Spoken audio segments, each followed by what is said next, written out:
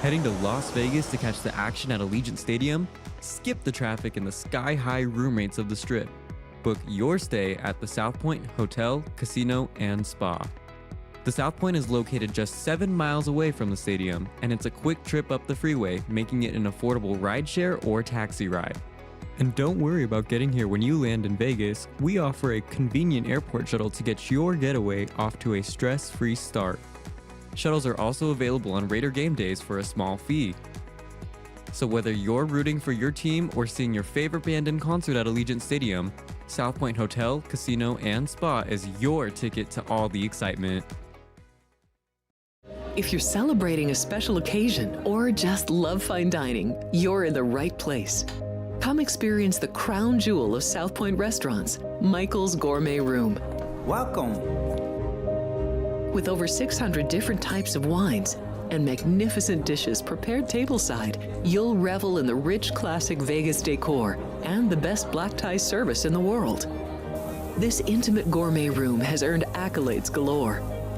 Come to Michael's Gourmet Room for an unforgettable dining experience. Another famous restaurant is the Silverado Steakhouse, where you'll find the charm and service that discerning patrons require. From top quality steaks and chops to fresh seafood and desserts, you'll love the award-winning wine list and menu at Silverado Steakhouse. Steak lovers have even more options with primarily prime rib. Catering to hearty appetites, the menu features a variety of flavorful prime rib cuts, dry-aged to ensure tenderness, and then seasoned and slowly roasted. Although prime rib is our specialty, it's not the only thing on the menu. There's something for everyone.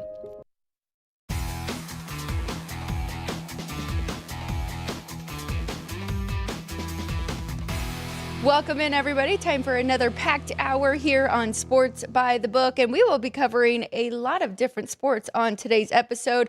We shoot live from the South Point Hotel and Casino 5 days a week. Now it's pretty simple. All 5 days, 10 a.m. Pacific time. You can find us on the YouTube channel. All right, let's get right to it. 3 of us here today. As always, Ryan McCormick, producer and co-host. I'm Alex White, and to my left, we have Matt Neverett joining us now, the voice of the Las Vegas Aviators and the UNLV Rebels. Matt, we've got to kind of talk about the Super Bowl a little, talk about looking ahead to next year's, and we've got the odds already for all the teams to win the Super Bowl. And then we're going to dive into some baseball and college basketball. So let's go. Ryan has a packed show for us. And as I mentioned, talking a lot of different sports here. But overall, Seahawks get it done. A little bit of a rough day for the Patriots offensively. What was your overall take there? I mean, we don't have to talk about this game if we don't want to. No, I mean, it was just a masterclass from the Seahawks in terms of defensive scheme. The blitzes from the slot and from the defensive backs. They came early, they came often, and the Patriots just never adapted in terms of the game plan. I mean, it's as much on Drake May as it is on Josh McDaniel. They just did not adapt to the unique blitz scheme that Seattle kind of pulled out of their back pocket with a couple of weeks to game plan for the game. And look, this is what it is like when you get 2 of the best teams in football on that defensive side of the ball going at it. This was never, I don't think, ever going to be like a sexy, crazy high-scoring game. I thought there'd be a little more points than there were. Overall, really, really slow start to the game offensively for both sides. Yeah. I'm a little disappointed, but look, I did well enough on my prop bets to kind of offset a lot of the losses that I had on the Patriots in terms of the spread, money line, and the teaser that I had on them. I ended up only losing like $50-$60 on the game as a whole. That's how well the prop bets went overall. You did do really good. I know you had over sacks with us and over attempts for Drake May and different things like that kind of offset it. And that's kind of what we want to encourage people to do, to not go too heavy on one side and spread it out a little bit. With that, you can also feel like you left some money on the table, because I feel like we had the game script at 9-0 first half. I probably should have been on quarter half, first half, all of this, but you do want to spread it out a little bit and not put yourself in a bad situation. And I would have done even better had the Patriots do what they had done all year long and play a lot better in the first half. I mean, I also had a Patriots first quarter touchdown that didn't hit. I had the Patriots to score before the Seahawks did, but I had all the field goal props as you would expect in a I guess you could call it a primetime game. It's as primetime a game gets in the Super Bowl. I love my primetime field goal props, so I was all over that. I'd have done even better if Drake May didn't do that weird like left-handed flip to Ramondre Stevenson in the end zone for that touchdown pass. I had a Drake May rushing touchdown and loaded up in the account. But yeah, when all was said and done, as we've seen play out all the time, way more often than not, the better defensive team won the big game. And the Seahawks are, I think, now primed to have just opened their window. I think they've got another couple of years as long as they can keep this band together, so to speak, keep a lot of these guys in-house. They've got a chance to really run that division and the NFC for the next handful of years. No, I definitely think so. And they do have a lot of cap space, too. So Young they head are coach, looking good. yeah. And Mike McDonald, really, I mean, very impressive what he did defensively with that team. On the other side, New England, how are you feeling? I mean, you got the quarterback, you got the coach with Mike Vrabel. So, I mean, they're in a pretty good position. The downfall is now they're going to have a tougher schedule.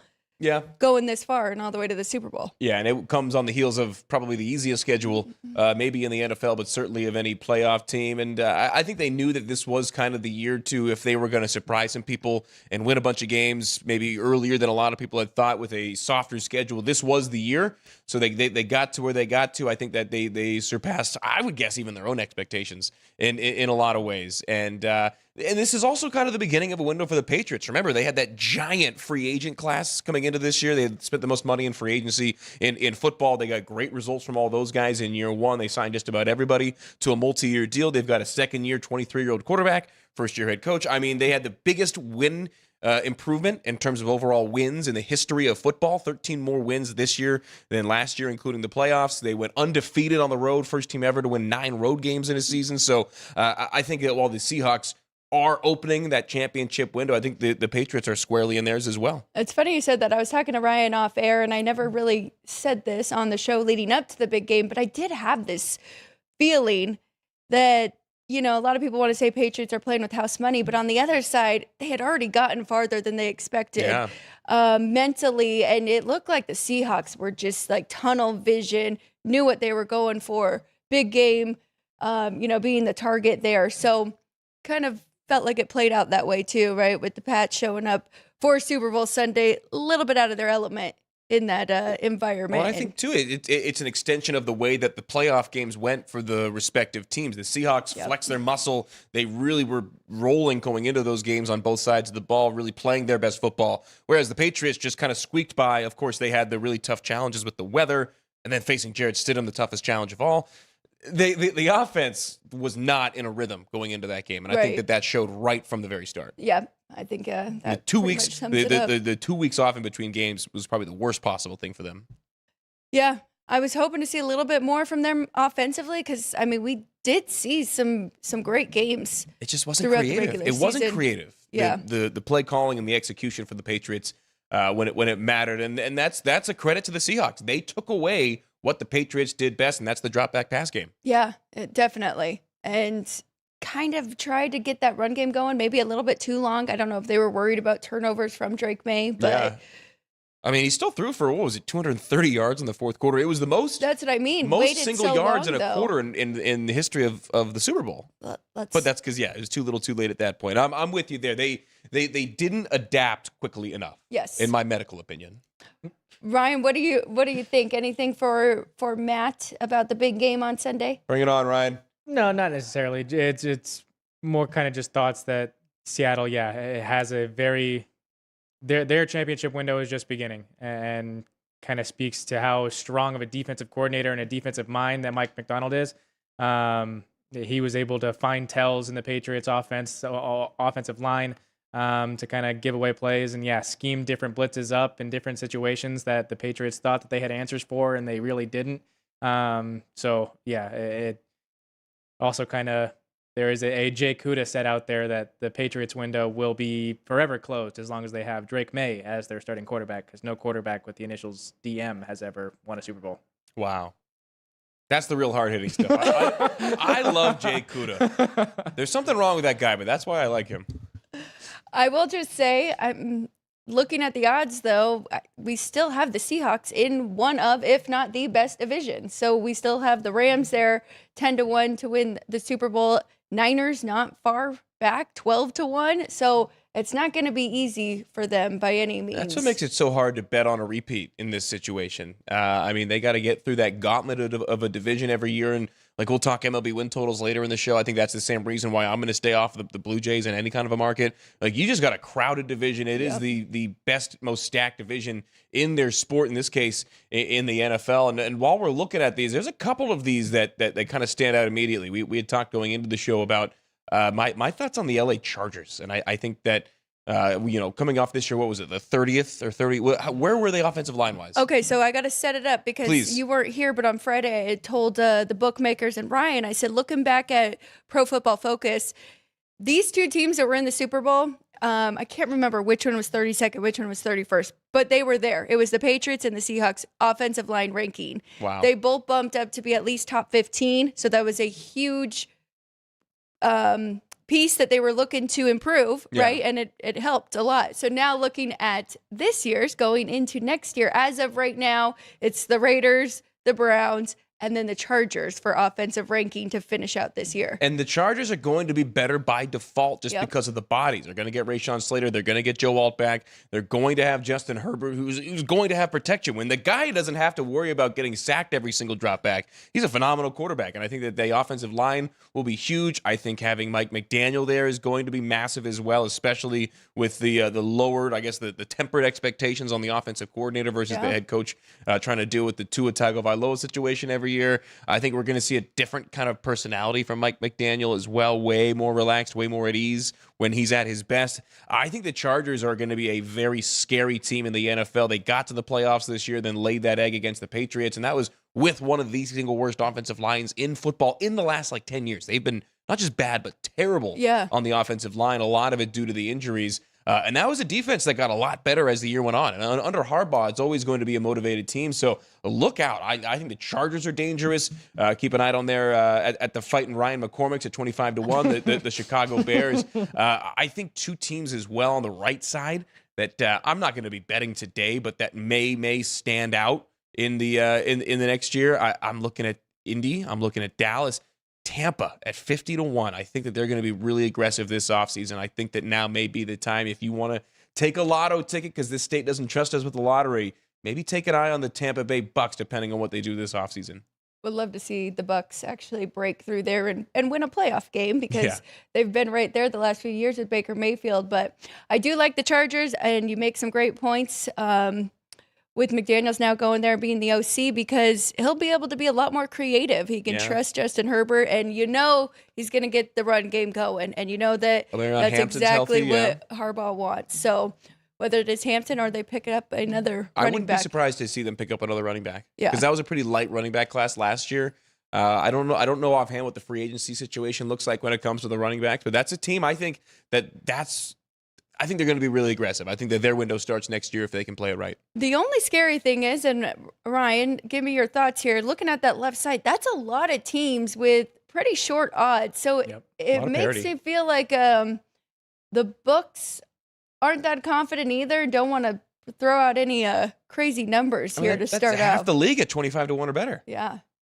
Yeah, no, I mean, I kind of agree with the left side theory there. And yeah, those are all teams that are going to have very high expectations to begin the year and throughout the year next year. The two teams on the right that stand out to me are kind of new look situations as the Atlanta Falcons get Kevin Stefanski to take over their head coaching gig. They will get Kirk Cousins off their book, so they get to free up a little bit, or they will be cutting him to free up a little bit more money to sign some free agents. So I don't know if I would fully trust Michael Penix to be the one to lead the way there. But it is a very, very talented roster, and you are in the NFC South, and the Carolina Panthers aren't getting respect. They are 100-1, and the Tampa Bay Buccaneers are the clear favorite to win the NFC South there at 50-1. But the team right there with them at 60-1 is the New York Giants, and having John Harbaugh take over that organization, they have a ton of pieces on that roster. It's just a matter of being coached properly and having the right game plan to go in throughout game in and game out. And not blowing leads in those games, which John Harbaugh has had a history of doing in Baltimore. So they would obviously have to avoid that. But if we're looking at the right side of the screen, I think the value is there with the Falcons and Giants. Do I want to jump and take those numbers now? Probably not, because things might not start so hot next year. But yeah, and for the Bears, my question there is the continuity. Likely to lose. Well, did lose offensive coordinator. likely to have some coordinator changes, and so it's kind of promoting from within and going to need some roster cuts because they're beneath the cap space or over the cap space right now. So they got to kind of rework a lot of contracts there. But yeah, I will admit I did already take the Rams at 10-1. Wow. The one number 2, as I'm looking at it while you're talking, Ryan, does it surprise either of you that the Broncos, who finished with the best record in the AFC, have the 6th highest odds or 6th lowest odds to win the Super? I mean, there's, and that's just in the AFC. There's 5 AFC teams that the books give better odds to win the Super Bowl than this year's number 1 seed in the AFC. And I'm not rushing to the window to bet on the Broncos at 18-1, but I think that is telling of where the books think that these teams are going to be and just how much parity there is in the NFL right now. I completely agree. I think with them too, it's tough because that's such a competitive division as well. And last year I was all on board with the Broncos kind of stepping back from the Chargers, but this year I kind of want to switch it back to the Chargers. And it all goes back to the schedule, right? And now the Broncos are going to have that first place schedule for that division facing all these other teams that finished in first in their division. So I think that is kind of baked into it a little bit, and we haven't even talked about the Chiefs. So yeah, who are they going to be? I look, I'm not betting them at 12-1. I'm not touching the Chiefs at 12-1. I just don't think that they are a better team than the 49ers. I don't think they're a better team than the Eagles. I don't think they're a better team than the Ravens right now. I mean, I think with the way that it stands, you can't count Patrick Mahomes out. A lot of that number is a Patrick Mahomes, I guess, effect baked in. I'm staying away from the Chiefs. It's like, would you rather bet on the Chiefs or the 49ers right now with somebody else's money? I'm betting 49ers 10 times out of 10. I don't know. That's maybe not 10 times out of 10, but I think, and like what I was going to ask as well is looking at the Broncos and the Texans, both 18-1. Which of those teams are you more apt to bet with somebody else's money for next year? I'm leaning Houston, honestly, in that argument. Wow. I don't know. I feel like better defense. They'll have an easier schedule. Broncos defense is right there with Houston, It though. is. I mean, you could definitely make the argument for either side, but I do think they're there. And I don't know, Bo Nix, he's got it. He's got the confidence. I wouldn't have been worried about him going into the big game on Sunday. And he has that fourth quarter comeback thing. They need more of a sustained rushing attack to kind of help him out in the second half because they really didn't have that a lot with the injuries this year. I think that's going to be something that they address. I mean, do we count Cortland Sutton as a true wide receiver one? Yeah, I don't know. That's tough too. They need to go get some weapons. They definitely do. But I love taking a look at this and like the teams with the same odds. I'll say, hey, if someone's going to hand me $100, if I'm going to bet on the Patriots or the Eagles for next year, I might lean Eagles, but that's just a quick, like, just taking a look at the board. That's how I always look at it, is when they're the same odds, I say, hey, if it's somebody else's money, who would I rather pick? It's almost like a coin flip. They say, you know what you want when you do a coin flip, because when it goes in the air, you're like, I hope it lands on this. Same thing with this. If someone's handing me $100, I'm like, Eagles. You know what I mean? Well, yeah, Eagles. I mean, I think that's a pretty good price on a team that, I mean, lost to the Niners, but very well could have been in that NFC down to the end there. What about this team? Cincinnati Bengals at 20-1, because think about it. That division is a mess right now. Yeah. The only coach left standing, all three of them are kind of in a rebuild-ish, right? Yeah. I mean, the Ravens still have Lamar Jackson, and that could change a lot of things there, but still, it feels like a lot of uncertainty with the other three. And then you got Joe Burrow. It's just a matter of, do we trust that organization to build around him and give him some help? Well, they're sure as hell not building him an indoor practice facility for the time being, so they got to take what they can get there. That's interesting. I think out of all the teams on the left, they had by far the worst record this past season, right? Maybe not by far, but it is telling that and I think you're right on the handicap. I think a lot of that number at 20-1 is based on their schedule and the division that they're going to have to go against. I think that tells you that the Browns are going to brown next year. The Steelers, this tells you that the books think the Steelers are going to take a step back. Well, you can't just like write in 9-8. No, they may even win 10 or God forbid 7 games this year. That's right. With Mike McCarthy. Shout out to the McCarthy family. I actually grew up with his nephews in Pittsburgh, so I know them pretty well. They're excited. My buddy Matt's probably going to go work for his uncle, I would imagine, in athletic training. That's what he does now at University of Tennessee. So it's a good thing for him. I don't know if it's a good thing for the organization, but I know he's not watching this right now, so I can say that. Nobody really knows how that's going to go there in Pittsburgh. That is like, when you look at the future, like I look at the the Seahawks or I look at the Bills, I can kind of envision what next year is going to look like. And with free agency notwithstanding, I can kind of picture what team they're going to have. I've got no idea what the Steelers are going to look like. Is Aaron Rodgers going to be playing? Right. Who knows? Yeah, we have no idea. And we might not know until August Lamar Jackson if might it's be up the to quarterback. him. Who knows? Yeah, God. Well, he's on an ayahuasca retreat right now, so he's getting his mind right. Brian, we always like to look at the logo and throw out some conspiracy theories with the colors and everything. Sure. Did do you we come got? up with anything yet? Well, so when I was showing in the crew yesterday the logo, Ann said Seahawks first, and then it was kind of trying to figure out the orange, and that kind of leads to another Super Bowl rematch in Seahawks Broncos. There was also some theories of Jaguars Bears, which I would be ecstatic with. Get I still haven't seen the Liam logo. Cohen versus No. Ben Johnson there. We were talking about coin flips. I would take the Jaguars more than I would take the Bengals. I was curious with that matchup and how Matt kind of set that up. Just being kind of trusting that it's all clearly reliant on health, but trusting what the Jags have roster-wise more than what the Bengals have just on the offensive side of the ball. And then also going back to the Chiefs-49ers discussion, 49ers get a new defensive coordinator, Raheem Morris, which is going to be an outstanding addition for that defense. Not like it's a big upgrade or downgrade from Robert Saleh. Both are outstanding defensive coordinators. But the Chiefs get Eric Bieniemy back as their offensive coordinator, who is a big step up from Matt Nagy. And I'll tell you that as a Bears fan. So I do think, I wouldn't, I'm not necessarily jumping at taking the 12-1 with them, but both of those teams certainly should be, and obviously are, in the conversation for next year's Super Bowl champion. Is there any teams that we need to look at? You brought up the Jags, and that made me think of kind of regression to the mean, where their defense was very opportunistic and creating these turnovers. So were the Bears. Is there a team or teams that we need to look at that might have a little bit of a step back, where those don't always go their way? I guess, can you call the Lions defense opportunistic? I don't. That's another one. I don't really know what they are. Maybe not the worst pass coverage team like they had been a couple years ago, but I could see the Lions kind of fading back to what they were for a lot of years unless they make some moves. Yeah, and you got to imagine the Minnesota Vikings are going to figure some things out and might be aggressive and find a quarterback. How about Washington? And Washington, right. Because what do they need? We saw the sophomore slump last year. Yeah. As a team, and kind of them stepping back in injuries and dealing with all of that. Like, I take a step up I again. think that the Commanders are going to be okay in terms of the offense. They're going to get their weapons. They're going to get Debo back. They're going to get Jaden Daniels back. They've got a pretty good running back rotation. I think they need the help on defense and offensive line, so we'll see how they address that in the draft.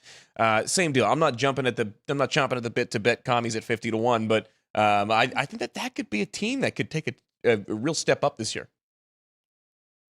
I don't know if having them as the same odds to win the Super Bowl next year as the Bucks and the Steelers makes sense, honestly. I think that the Bucks should have better odds than those teams. I think the point Ryan made. I think you got to kind of be open to another team being able to win that division with the Bucks now in the Falcons, and it's not going to be the Panthers again. well, they're pretty confident. The books are that it won't be the Panthers. I mean, hey, if you got you want to talk about 9 wins, that's enough to win that division every year. That's true. Yep. That is. Actually, looking at last year's turnovers, it looks like the Bills were the most fortunate. Bills, Steelers, Packers, Vikings, and Chargers. Wow, so that's in terms of almost luck per se? Such as? Look, I guess just not committing turnovers, but then, I'm looking at the differential here, because Bills plus 24 had 32 total and did not turn the ball over at all, just 8 giveaways for them. Not self-inflicted damage. Yeah. Which come playoff time, like we saw, made a difference. Yes, Sam it Darnold, did. first quarterback ever to not turn the ball over throughout a playoff run. Pretty crazy. And going into the postseason had the most interceptions. Goes to show. Yeah. But, that is what they've been working on with Josh Allen. Should be very interesting there. Now, Joe Brady takes the reins. So not a big difference. So maybe there's some stability, even though... Well, he's been preparing for this for like 4 or 5 years. I've been hearing that Joe Brady is going to be the next head coach of the Bills since before he got hired at LSU. Very true. Yeah. Speaking of, we do have a new head coach that is going to be making their initial press conference here soon with Clint Kubiak. Is that later What do today you or think tomorrow? about that? I think it's later today. I think isn't it? it's a good hire. They needed somebody just completely fresh, just shaking up what they've done as of late. They've tried, since Gruden, they tried a players coach. They tried a scheme guy. They've tried every kind of different head coach. So it's time to just shake things up. Go with a young offensive mind that's going to be paired with, at least as it stands right now, the number one pick in this year's draft, which is going to be a quarterback, regardless if it's Fernando Mendoza or anybody else. You're pairing a young offensive coordinator with a first overall pick quarterback that usually has some success, maybe not for the team, but for the individual in a lot of ways, like Cam Newton, when he was there, got there with a brand new coach in Carolina, when Ron Rivera was hired. I think that the Raiders are, it's not a stretch to say the Raiders are going to be better this year. They can't be much worse. But I think Clint Kubiak is a great hire in terms of setting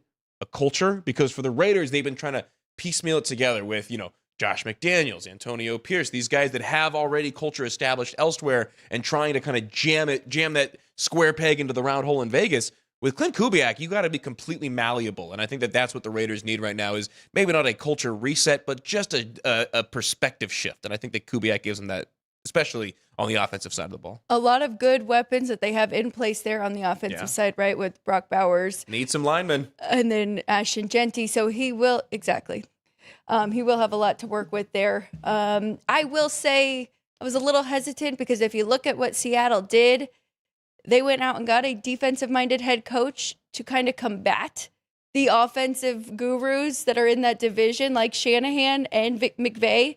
So they went totally opposite. We got to beat them on the defensive side and slow down those offenses. It was tough against the Rams. But instead, with the Raiders, now we just got 4 offensive. The age gap is a lot different, but you still got Andy Reid, Harbaugh, and who am I forgetting? Oh, Sean. McVay. Not McVay. Peyton. The other Sean. Could that be the best division of football next year? We're saying it could have been this year prior, between and the them, Raiders just kind of dropped down, but the other 3, yeah. Something about West Side, AFC, NFC might be the best divisions in football. The Cardinals and the Raiders just along for the ride over the last couple of years. Well, Ryan has always said that meme, and then I've seen somebody else used it, Ryan. I actually think one of the players actually said it. Yeah. Fred Warner. Yeah, he did say it in an interview. Yeah. What did he say? He's hilarious. He mentioned the dragon meme with the 3 strong dragon heads, and then the one that kind of looks all derpy. That would be the Arizona Cardinals. And Ryan had said that That's first great. Months ago. So that is funny. That's how you know Fred Warner is chronically online. Nothing wrong with that, my man. That's right. And watching our show. Yeah. Christian McCaffrey is not, though. He turns his Wi-Fi off when he goes to sleep. Wow. Must be nice. Breaking news from Kay Adams. Got to give credit there. How'd you find that out? I love you, Kay. Okay, let's go to some MLB. Is there anything else you guys want to talk about when it comes to NFL and looking at these odds way too early? Also, Matt, if you do like the Chargers, would you be inclined to wait and not take that 15-1? Or you think they're just gonna? It's not gonna get any better. I don't think it's gonna get any better. At least between now and the start of the year, I think that the odds are gonna get lower between now and then. Here's the thing. Remember, the Patriots started 1-2. Yeah. I think the Seahawks lost their first game to the Niners, and then those odds did move after week 1. Yeah. I'd have to look at the schedule. Gotta look at the schedule. Yeah, I would take a look at the schedule before I made a bet on any of these teams. Do you guys have a Super Bowl prediction 369 days away from it? Oh, boy. Well, just for the fun of it, I'm going to say the Chargers win the AFC, and they will play against the 49ers. Okay. Full California battle in Southern California? There you go. No Cal versus no SoCal? SoCal? Kind of. Do you have one, Alex? I do not. Okay.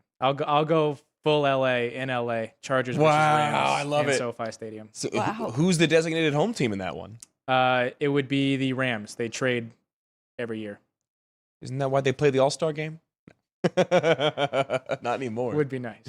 Not anymore. I forgot about that. I really thought it was the fact that the Patriots had played one more postseason game. No. their record. But no. Okay. They flip-flop every year. Next year will be the NFC as the home team. If I was to pick a team right now, I think the Rams would be it for the NFC side. Is it bad? The most realistic thing I can see in my mind is Rams Chiefs, as boring as that sounds. Exactly. Someone said boo in the back. I don't know. Now I kind of want to go with the Bengals now that I just threw that out there. Rams-Bengals rematch? Patriots-Bears, the Matt Ryan Bowl. It'll be a bloodbath. That's another Super Bowl rematch. Yeah, there you go. All right. Well, let's flip it over to some MLB. Ryan, do you first want to talk about the poll question that we gave out? And we can do a check-in with the chat. And then let's look at some win totals for Major League Baseball. Sure. Yeah, we'll go with our poll today to get our viewers' thoughts. We're going for gold.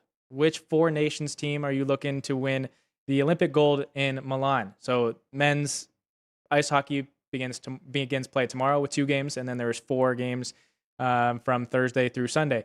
So we gave you the 4 favorites to win gold here at the South Point. The Canadian team is even money. They are the favorite. The United States is 2-1. They are the second favorite. Sweden is plus 575. They are the third favorite. And Finland is 16-1 to win gold in men's ice hockey over in Milan, which I will mention we will hear from a man in Milan, Italy, Eddie Olczyk, on Monday's show. So make sure to tune in next Monday as we will have Eddie Olczyk chiming in, letting us know what's going on in Italy and forecasting what we'll see in the second half of the NHL season. While we're on an Olympic topic, we can mention today's ticker trivia presented by City Light Shine, available at Lee's Discount Liquor, Total Wine, and here at the South Point Hotel and Casino.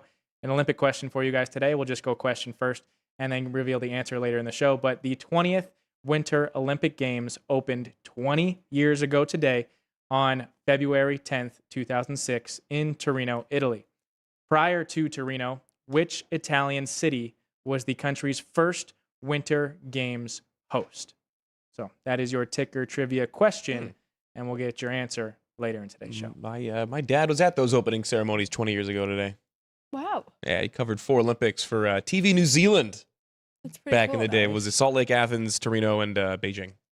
That's really cool. Yeah. So I always loved the Olympics because as a kid, I used to leave for 3 weeks to a month at a time, and we would watch it on TV. And I always feel a strong connection to the Olympics. I was watching the coverage after the Super Bowl. Got to see Lindsey Vonn blow her entire leg in half, and then a backflip on the ice, which I thought that they had made illegal, but apparently they brought it back. They made it illegal in 2024 to do a backflip in figure skating. I need to check that out. Which the U.S. won the team portion of the figure skating because Ilya, I forget his last name, but he did the backflip. I thought it was illegal. They made it illegal at one point, but they brought it back. USA. Yeah, I would say that's okay to keep that one in there, but I gotta see that. It's awesome. Now. Pretty cool. All right, let's go over to some baseball. Unless there is any from the chat that we want to shout out. I do see Dean Hilton. He did like Ryan's long shots that he had mentioned with the Falcons and the Giants. But let's take a look at some baseball and see if we can find any long shots or any win totals. Now, Matt, we know that you like to pick 4 or 5 before the season starts. 5 a year. Way too early right now, but we do want some thoughts from both of you. Where do you want to start, AL or NL? Go AL side. Okay, let's take a look at the AL side here. American League side. I basically, what I did was I took our sheet with all the win totals here at South Point. I wrote last year's win totals. I've got some notes that I made, but the one note that I always try to keep in mind on MLB win totals, and this was something that was told to me a while ago, is that if you look at the numbers of total wins that are listed at just about every book, you add them all up, what it comes out to way more often than not is more games, or I should say more wins than are possible in a major league season. So what I was told, especially for major league win total unders, because I would go to the counter and say over, and they wouldn't hit as often. There's more losses out there than wins. So as much as I'm a glass half full guy, you're better off in the long run doing more unders than overs typically. Like if you're looking at the board and you find yourself on over, maybe take a step back. I'm not saying flip it to an under. I'm saying maybe stay off of some of those and take a look elsewhere because you're not going to get more wins than losses in these MLB win markets. And I mean, like I circled 7 that really stood out to me. 4 of them are overs, and that scares the hell out of me. I mean, it is a good point, and if you're even looking at those top 2 in the AL East, both of them went over the set number right now last year, right? Yep. Both finished with 94. So kind of is there one of those 2 that you would like to go under with, and maybe I kind of like the Red Sox. I definitely like their pitching staff that they have in line, getting Ranger Suarez now behind Crochet. Yeah, the question for the Red Sox becomes, what did they lose? And the answer is really not much. And their win total is a game lower than it was last year. They've bolstered that pitching staff. Yep. They're going to have a more confident Alex Bregman. I think that the Red Sox over makes sense to me. I don't think that they're going to finish as badly. And 4 of the 5 teams are projected to make the playoffs in this division. So it's probably going to be the most competitive division of Major League Baseball. The Orioles are not going to finish in last place again.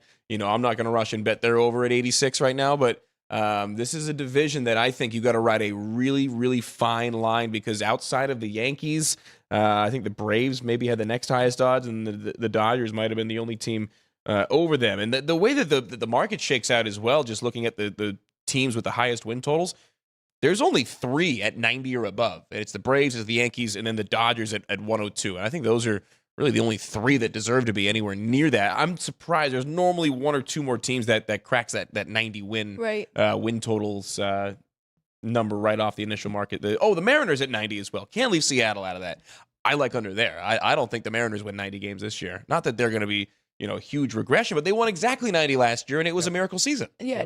No, I have no problem going under for the Mariners. And I think the Rangers are going to be better. The A's are going to be better. I think they win close to 80 games this year if they can have a somewhat decent pitching staff. They just signed Aaron Savali a couple of hours ago to boost that starting rotation. So they're going to be better. I think the Rangers, who won 81 games last year, are going to be a bit better. So you've got to, if you look at these divisions, and I think it is good that we're looking at them division by division because of how many games they play against each other. If you think that there's a couple of teams that are underrated, those wins got to come from somewhere. So like in the AL West, I think that the Mariners probably going to win like 84, 85 games. You add a couple of wins to both the Rangers and the A's. I think that is probably where I see it shaking out. I see the Angels still finishing right there at about 70 wins. I could see a drop off for the pitchers there for the Mariners too. I mean, Brian Wu, we kind of started to see it by the end of the year anyways. And injuries, they were pretty fortunate to get through the year. On the other side, the Rangers, I mean, their pitching staff, they didn't have all of them healthy at one time. Now they are older with DeGrom and Eovaldi. But I do like that kind of fading Mariners. Maybe looking at the over for the Rangers. I don't know what to do with Houston. That would probably be a stay off. I got nothing on the Astros. You like A's going over. And then on the other side, can the Yankees stay healthy? And do they even have the depth? I mean, I think Stanton is already on the IR again. Blew out one of his 2 elbows for a second year in a row. I don't.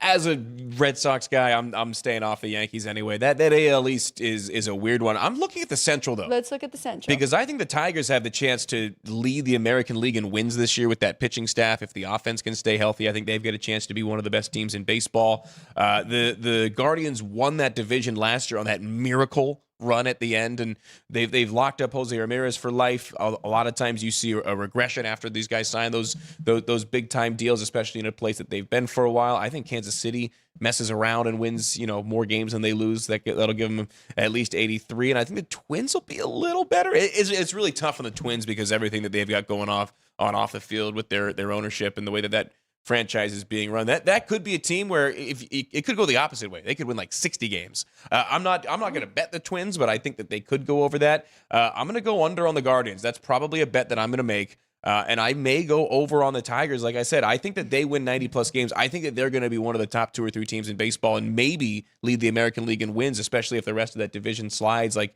I think they may. And then the White Sox. What are the White Sox at last year? They won 60 games last year.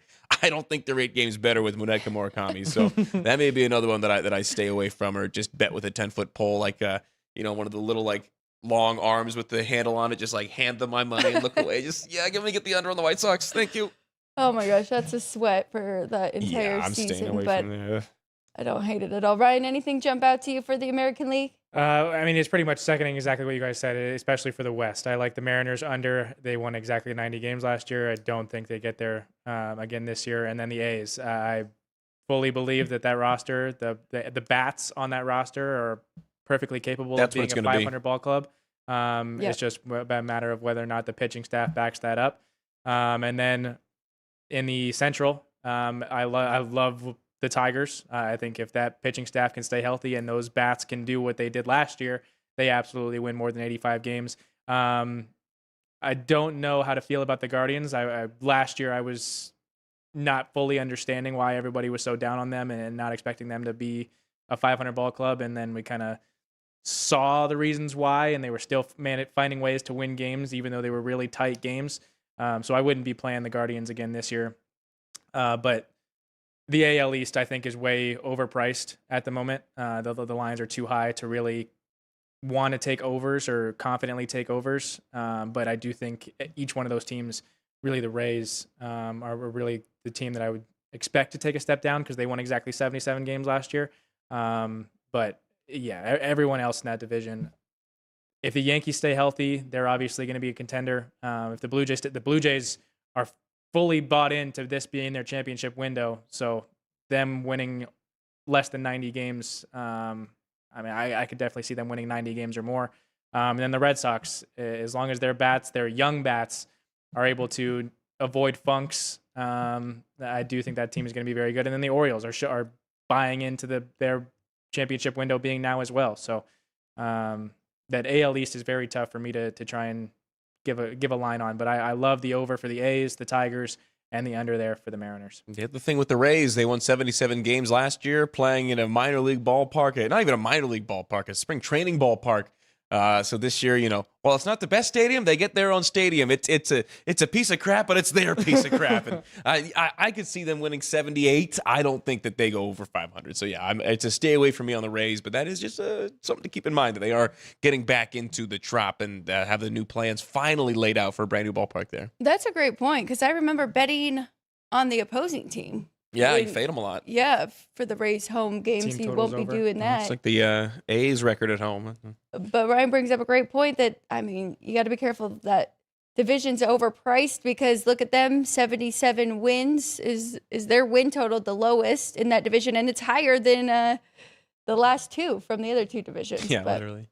Really, we do expect that whole division to be pretty competitive. Best division in baseball.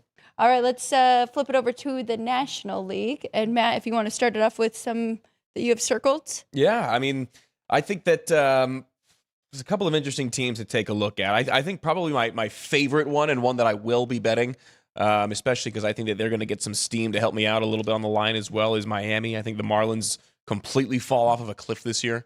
Their total at 72.5. Yeah, they won 79 games last year, and that was with a 17-13 record in their last 30 games. Now, When you look at the schedule, they played 3 out of their last 10 series against playoff teams. They played the bottom of the barrel. That division was awful last year. The Braves had a complete fall off. The Mets missed the playoffs. The Marlins won their most games in the last 8 years last season. And then they got rid of Edward Cabrera, probably their best pitcher on the staff. I don't think that the sexy new teal jerseys are going to be enough to save them. I think the Marlins completely fall off. The other thing as well, Ryan, do you know enough about Pythagorean win-loss? Have you ever heard about that one? No. So, and I'm not a math guy. You guys know that I'm not a sabermatician, but I am interested in these stats. It's basically what the projected win-loss record should have been. It's like luck in Ken Pom. It's similar to that. Well, their Pythagorean record last year was 72-90. They had the second best luck in Major League Baseball. Only the Guardians got luckier by a Pythagorean record, and that accounts errors. That accounts a lot of things that aren't necessarily in there. So in terms of luck, only the Guardians were luckier last year than the Marlins, and they won 79 games. I think by trading away their best pitcher, they get worse by a couple of games by default, and I don't think they have that same luck. So I am all over the Marlins under because I think both the Braves and the Mets make the playoffs this year, as well as the Phillies. I think that's a 3 playoff team division. So those losses got to come somewhere. I think a lot of them are going to be coming from Miami, and obviously with the Nationals having one of the lowest win totals in baseball, they're projected to have a lot as well. I'm ready to be hurt again. It hit last year, and I think it hits again this year. The Pirates over, baby. I think they win 78 games. They won 71 last year. This is a young team. They're going to get Jared Jones back by May, who's going to be a perfect complement to Paul Skeens. This is a team that's going to go as far as Paul Skeens takes them, and I think that he's worth at least a couple of wins by himself. I think that they go over that one. Who else did I have? I had Padres under. They won 90 games last year by the skin of their teeth. They're projected 84 this year. I think that they go under while the Giants and the D-backs kind of surge. Because, again, in my eyes, the way that I play it, The losses got to come from somewhere. I basically take it all in division, even though there's less divisional games now, so take that with a grain of salt. Who else? Braves over. I think the Braves go over. They won 76 games last year without Ronald Acuna, who got hurt early. I think that they're going to be second best team in the National League. I think the Dodgers. I think the Braves. I think the who else did I say was going to have the best records? I think the Tigers are going to have one of the best records in baseball, and I think a team like the Rangers or something like that's going to come out from nowhere and surprise everybody as some of the best records in baseball. So I'm not touching 102 wins on the total with a 10-foot stick. What are you guys doing? Well, with that Dodgers, I'm not going under this year, but hard to go over. Yes, that's the thing is with some of these, like with the D-backs, just because that happened to be the first team that I saw when I looked up, 80 wins. They could win 100. They could win 60. There's like a 40-game spread there. With the Dodgers, if you're betting over, you're hoping they win like 104, and that's going to get you there in the last couple of days of the season, which I've been there before. And I mean, it is a scary proposition. But again, I think that they do win close to 100 games. I don't know if they do win 100. But do you guys remember what their win total was last year? Was it over 106? I think it was 104 and a half, wasn't it? Somewhere around there. And that goes to show you, you're better just outside looking in. Numbers, teams removed, you're better betting unders on these than you are betting overs by default. And that's not, I'm not saying bet all unders, but I'm saying if you find yourself with 8 overs that you like and 1 under, maybe take a step back and look at some other numbers. But I mean, I was all about taking the under last year for the Dodgers, but now they've made even more moves. Yeah. So I'm not going to risk that 2 years in a row here. And again, you're riding such a fine line because they're not going to win 120 games. Like they're if they win 100, they're gonna win like 105. You're riding like a 4-game straddle on that. Brian, what do you think about the West before we go over to Central and East? Are you on board with Matt kind of going under with the Padres? I'm not sure how to feel about the Padres this year, but I will tell you that I love the San Francisco Giants being over 500 this year. I think they're gonna have one of the best infields in baseball. They still have a good pitching staff. So I definitely think the Giants are an over 500 ball club this year. And that's really my only look in the West because you don't know where Zach Gallen's going to sign. So you don't know if the A's or Diamondbacks are going to be losing more games or if he'll be returning and helping that pitching staff. And it's also a conversation to have for the rest of the league of will they add Zach Gallen? So, but my really most confident one there is the Giants over 81. And the Diamondbacks are tough because they were sellers and then they continued to win games. Yeah. So what does that look like for them? That's like a major league type situation where the team they're trying to lose, but they keep on winning. Yeah. And I tell you what, Ryan, Zach Gallen, the 2 teams that I'm seeing over and over and over again for him are the Cubs or the Orioles. I think either one of those would be really interesting. I think the Orioles need him more, but I think he might have better luck there on the Windy City. North side, I would love it. And right now, I don't know if I'd want to play the over 89 wins there for the Cubbies, needing 90 to get there. But yeah, they're the clear favorites to win the Central. The Brewers traded their best pitcher away. I do think the Reds will be a step up. Matt talked about the Pirates being a step up. Yeah, getting Jared Jones back is going to be tremendous for that pitching staff. Yeah. And the Cardinals fully buying into bringing up their farm system before trying to be competitive on the major league level. So the Central, really hard for me to give a confident play, but obviously I'll be rooting for the Cubbies. Oh, the Cardinals. Couldn't happen to a better fan base, right? Yes. The best fans in baseball. Just ask them about it. The Central's tough. I mean, I don't hate the Pirates looking at that over. I do like the Reds too. So is it the Brewers that have got to take a step back? Yeah, I think so. But we think that every year, and somehow they find ways. They won 97 games last year. That's not happening again. Now, that's a big straddle from where they are at 84 on this year's win total, but I could very much see the Brewers regressing to the mean. They had the best bullpen in baseball, bar none, last year. There wasn't a team close in terms of the bullpen. And while I do think that is going to be their major strength, I think that the impact of Freddie Peralta not being there cannot be understated. He was their ace when they needed a stopper every 5 days. He went out there and did it. Yeah, that's very true. Okay, and last but not least, Ryan, do you have any thoughts on the East? We know Matt likes those 3. It was supposed to be those 3 the entire regular season last year, but the Braves just, the injuries. But now do you think it's going to be those 3 again? And are you fading either or any of them here? Yeah, obviously those 3 are 3 that are bought in. year in and year out of being a competitor in the National League and being a competitor in Major League Baseball. The team that stood out to me, and it is a little bit of two-way action there on the Miami Marlins, I do think that lineup is going to be really good. And if they avoid slumps, they're going to be a really competitive team in baseball. So maybe not necessarily a look at their over-win total, but maybe just a look at the team totals day in and day out of their games, because their pitching staff will take a step down. But that lineup should be pretty good. So look for a lot of balls in play there in Miami and wherever the Marlins are playing. So we actually have baseball free agency news that just dropped like a minute ago. Did you guys see this one yet? And it's not. I didn't use breaking news. It's news. It is a 3-time Cy Young winner, Justin Verlander, to the Tigers. 1 year, $13 million. Going back, huh? Yeah. So they're bringing him back. So bet your win totals now on the Tigers. I'm telling you. To be fair, they gave that out before I knew that Justin Verlander was signing back. Yeah, and I don't think. I mean, obviously, he's going to be a Hall of Famer, and if he plays to his quality, his standard, going back to those Tigers uniforms, I love it. That pitching staff just got even stronger. Yeah. I like that move a lot. They're making a run. Yeah, jump on that. If nothing else, a veteran presence in that clubhouse, Right. which every team needs. That's what I was just thinking. especially for that pitching staff. JV. Speaking of the Kate Marlins, Upton back in Detroit. with the two-way action for you two, do we think Sandy lasts the whole year? Because weren't they talking about trading him? Yeah. So it kind of just depends on how they start off. I think a lot of it does, yeah. Yep. First month or two will kind of guide you there.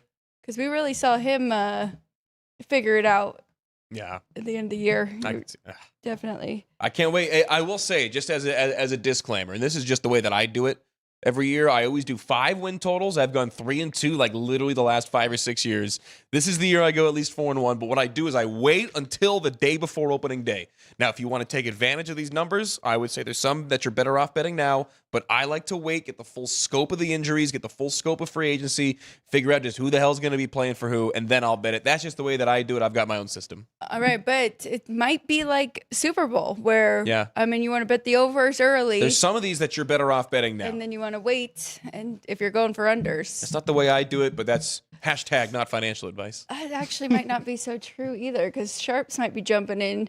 And then, It all depends on what side you're on. Like if you want to, like the Tigers, you may Yeah. want to wait for that to simmer down, or like a team like I don't know, the Mets, or like a team that's going to get a lot of public steam, a team that's going to be talked about a lot going into spring training. Those are the teams that the jabronis come in and bet over. True. Well, same with Yankees and Dodgers. Those numbers are going to be elevated a little bit because of the action coming in on them between now and the start of the regular season.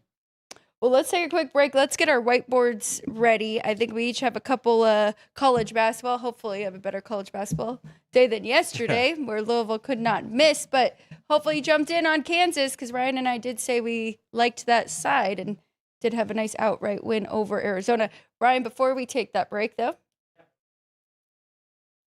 Before we get to the MLB regular season, we do have the World Baseball Classic That's coming right. up in Thank March, you. early March. And we do have odds here at the South Point. We are the favorite. The United States is the favorite, plus 125, then followed by Japan at plus 250. And then the Dominican Republic is the only team under 10-1. They are 4-1, as we have a 20-team field in the WBC.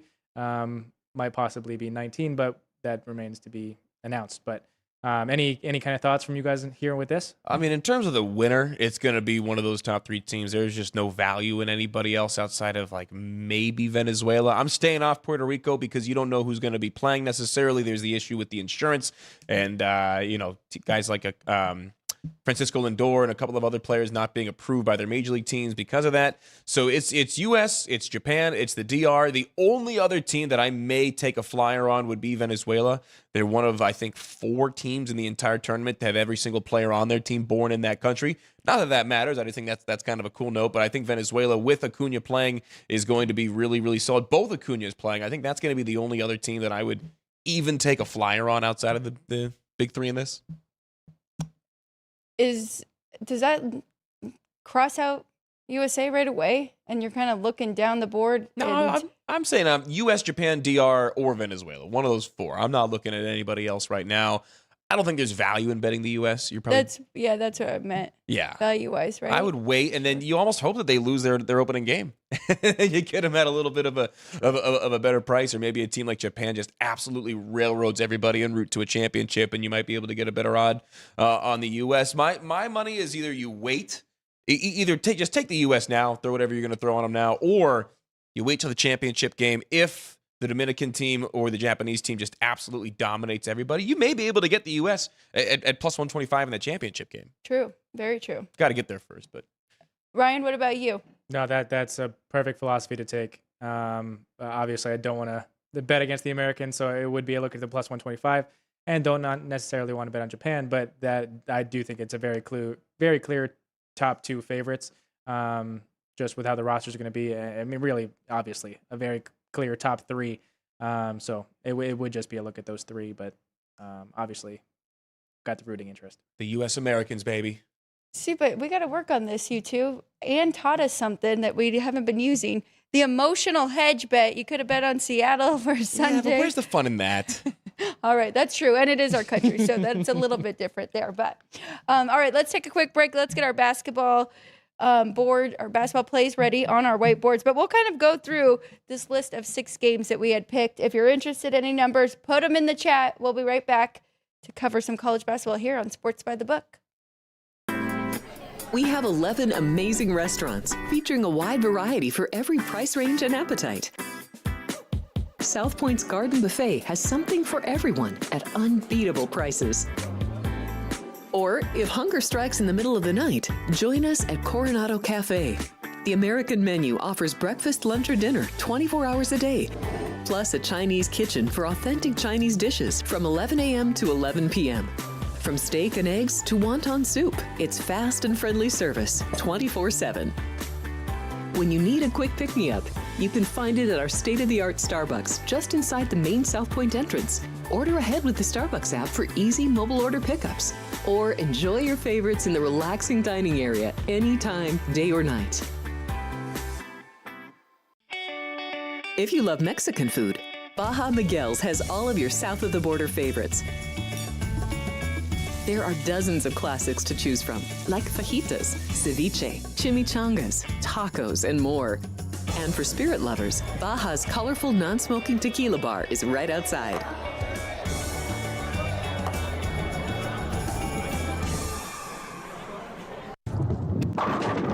South Point Casino has plenty of attractions for the whole family. Catch a movie. Our 16-screen movie theater includes 2 XD Extreme screens for the ultimate in viewing, sound, and luxury. After the show, treat the family to a variety of treats at our old-fashioned ice cream parlor, Kate's Corner. We scoop up a variety of creamy concoctions, including smoothies, hand-dipped cones, milkshakes, malts, sodas, and sundaes. At Kate's, there's something for everyone. And if you've still got time to spare, our bowling center might be right up your alley. Voted Best of Las Vegas, it's a great place for friends and family fun. 64 lanes, a pro shop, snack bar, and arcade. And while the kids are bowling, you can play slots and sip on a drink in the Alley Cat Lounge while overlooking the lanes. For our more serious and professional bowlers, the South Point is also home to a separate tournament bowling plaza.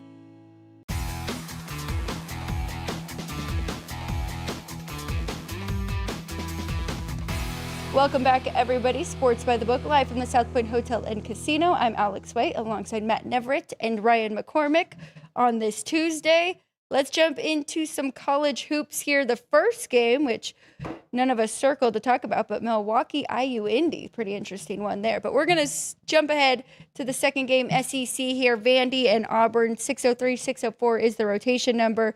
And Matt, here at the South Point, you can catch 4 with Vandy. Auburn is a 4-point favorite at home, total 161.5. This is the second game this year already, right? Yep. Yeah, Vanderbilt lost the earlier game in Nashville against the Tigers. Right. And I'm actually, because I am on this game, going to replace my 3.5 with a 4. Very good. Because I am on the dog. I think the Commodores are able to get a revenge spot in this one. They've been without their guard Duke Miles for the last 3 games. He's not going to be in the lineup tonight, but I think that you see teams start to kind of regulate that after a couple of games. You kind of get into the flow of an offense without your point guard. And I think in this matchup with revenge on the mind, I'm going with the Commodores, who have been one of the more inspiring teams in the SEC, let alone all of college basketball. Auburn coming off of a home loss against Alabama. The one thing to keep in mind here in this game that may burn you at the end is that Auburn gets to the line at the 4th highest rate in the country. I think that's the only way that you get burned, because Vandy has been one of the best three-point shooting teams in all of college basketball as of late. I think there's going to be a lot of free throws in this game that tells you it's going to be close. And I think with Vanderbilt's outside shooting presence, they're going to be able to get it done, keeping it close. I'm going to go with the Commodores plus the 4 points in this one. I'm with you. That would be the only way I would play this, is taking the 4 there with Vandy. As you mentioned, that home revenge, I do always like that factor. And, I mean, Vanderbilt was at the top of the SEC not too long ago. They lost to some of the best in the conference in Texas, Florida, and Arkansas, but it's been a little bit rough ever since. Still have some good wins in there against Kentucky and Mississippi, though, so I think they'll be up for this one. Are coming off of probably their worst loss of the season against Oklahoma, but I kind of like that even more. Yeah, because, I mean, you'll get that extra motivation. They probably just got their butts kicked in practice this week, I can only imagine.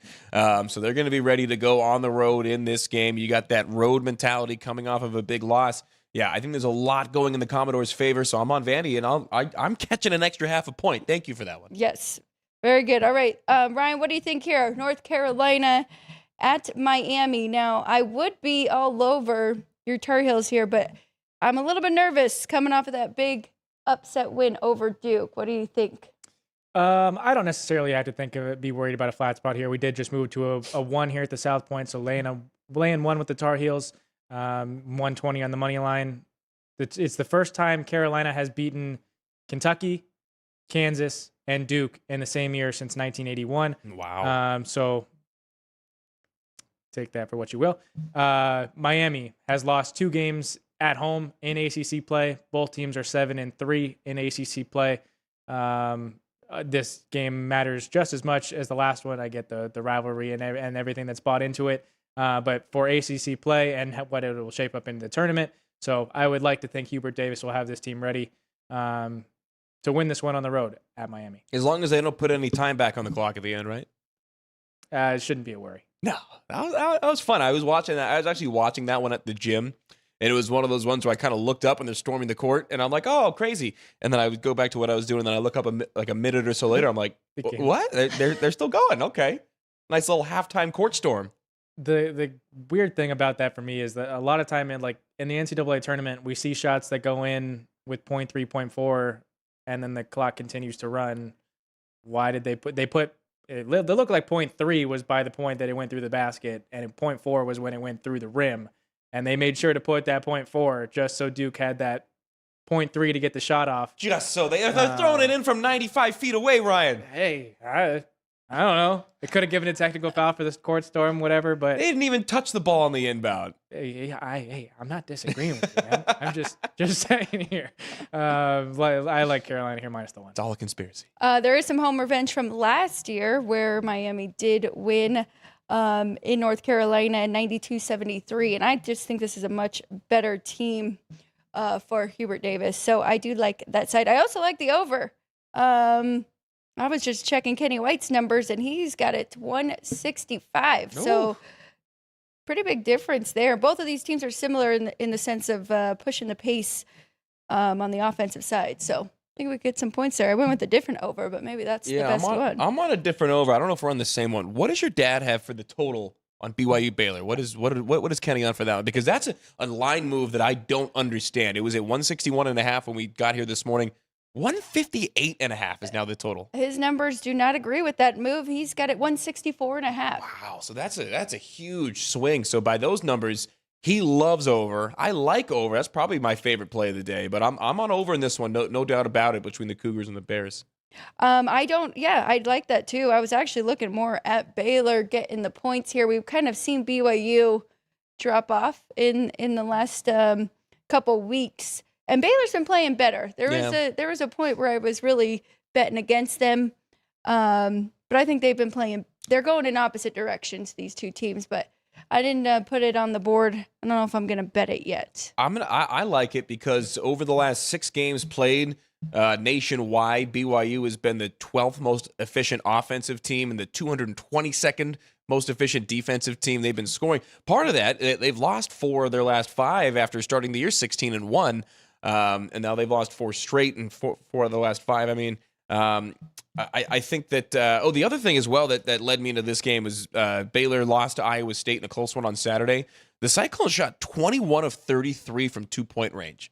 Like, the easiest shots were the most efficient against Baylor. And this is a BYU team with the leading scorer in the country in AJ DeBonsta that is primed to score in a lot of different ways. If they take away the 3 ball, they're going to run it inside and let DeBonsta post up and go to work. So I think that this is a BYU. Like, if I were to bet the game, it would be BYU. I'm not touching Baylor right now, but I think that both teams score. Baylor's defense is bad. BYU's defense has been bad over the last couple of games, and these are 2 teams that like to score, especially with the line helping me out by a total of 3 points. And by Kenny's numbers, I'm on like a 7-point, benefit. Give me over 158 BYU Baylor in this one tonight. Well, and it should be mentioned, if you do like the BYU side, like you're leaning more towards that.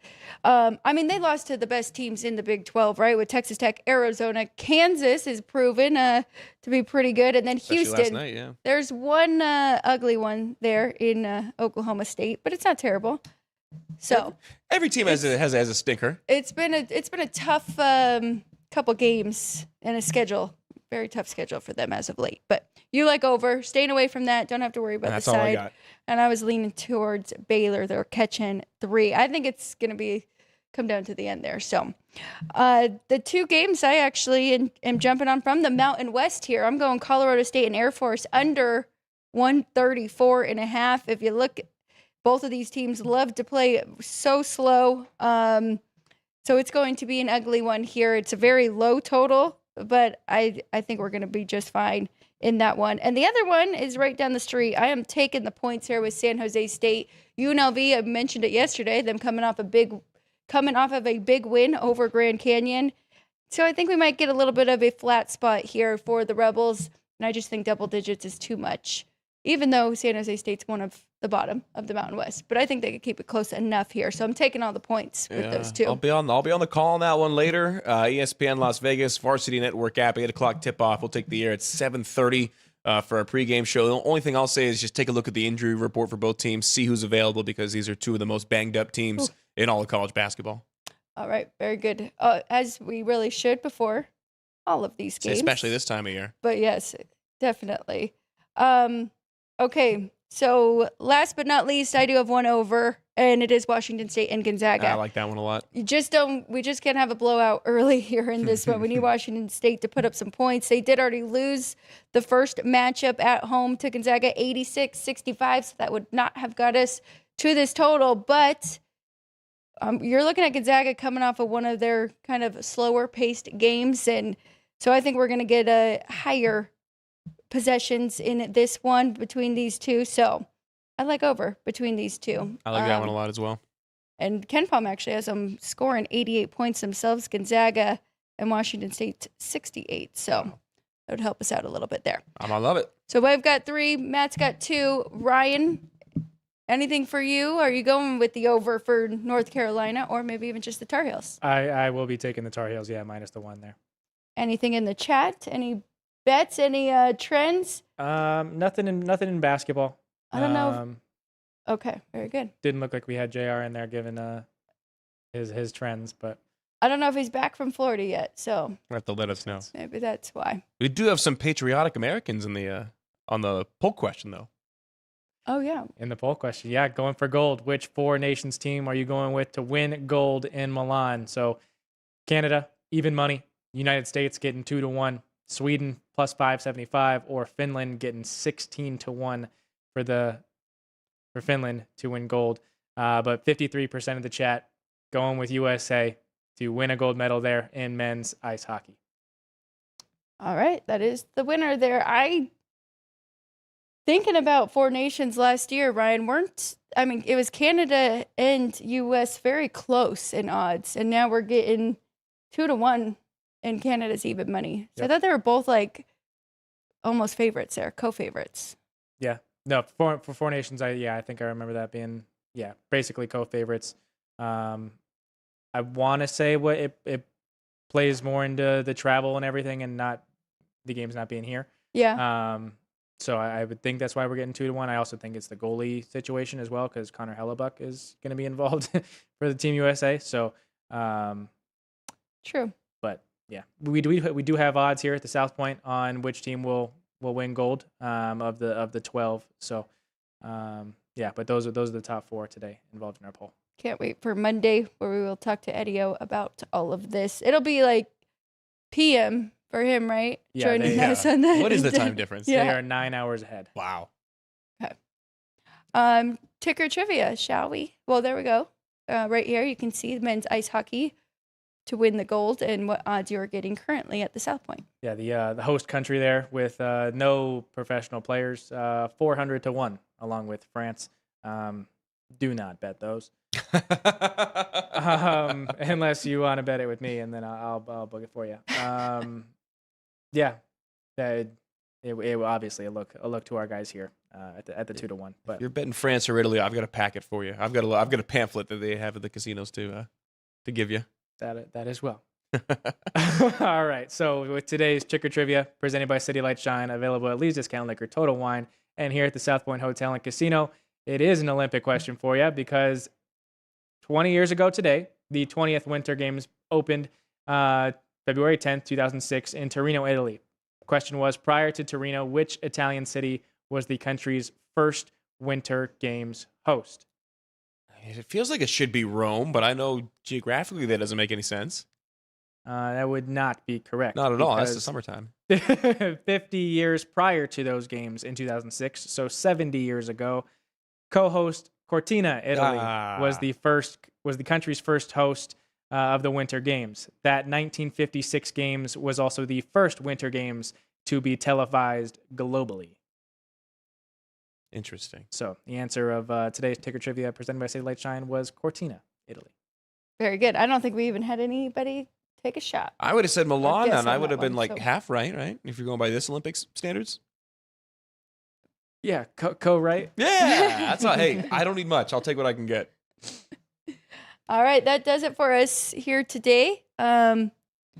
Flash up the whiteboards. I got my board ready. You're ready to I go. didn't have that much on there. That's why. All right, Matt, you want to start it off then? I'm on Vandy. Give me the Commodores, and the number actually getting a little bit better was 3.5, now 4. And then another number that got better as the day went on. So far, BYU Baylor over was at 161.5 when we got to the studio. Fell to 158.5, a precipitous drop off. Kenny White's got his total set at 160. Was it 4? Yep. 8.5 for that game. So you're getting a huge number there if you go by his standards. So yeah, I'm going to be all over that one.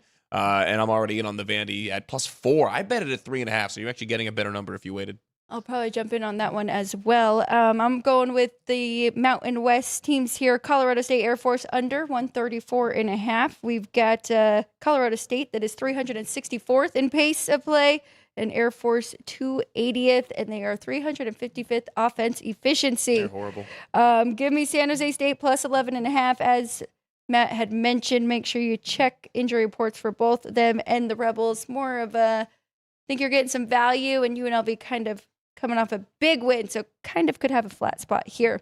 And then I need points, especially from the Zags here. Washington State Gonzaga over 155.5. The Fighting Fuse. So I've got an under, I've got an over, and I've got a dog here. No favorites.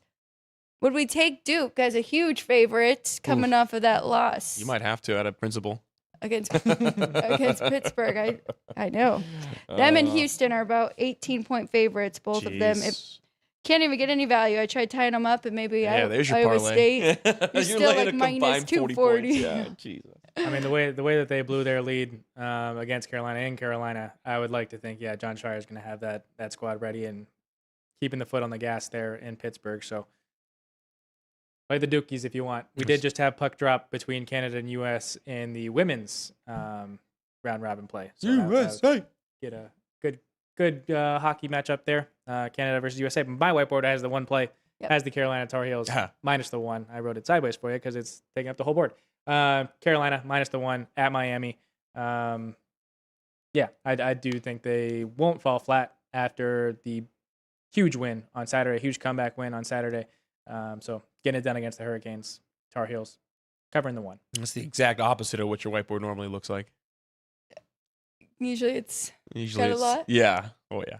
stacked up. Well, no hockey, Matt. It's been rough for us. We haven't had hockey in a few days, but tomorrow we got two Olympic games on the men's side. So we'll be looking at that tomorrow, Wednesday. Ready to go. What we also have tomorrow for all the pony players that watch us live, we do have Ralph Sirocco and Race Day Las Vegas returning at 7 a.m., 7 to 8 a.m. over on the South Point Studios YouTube page. And we also have a different show actually making the return as NASCAR season is back. Woo-hoo! And that would be Gone Racing, hosted by former NASCAR driver Brennan Gaughan and the CMO of, what is it?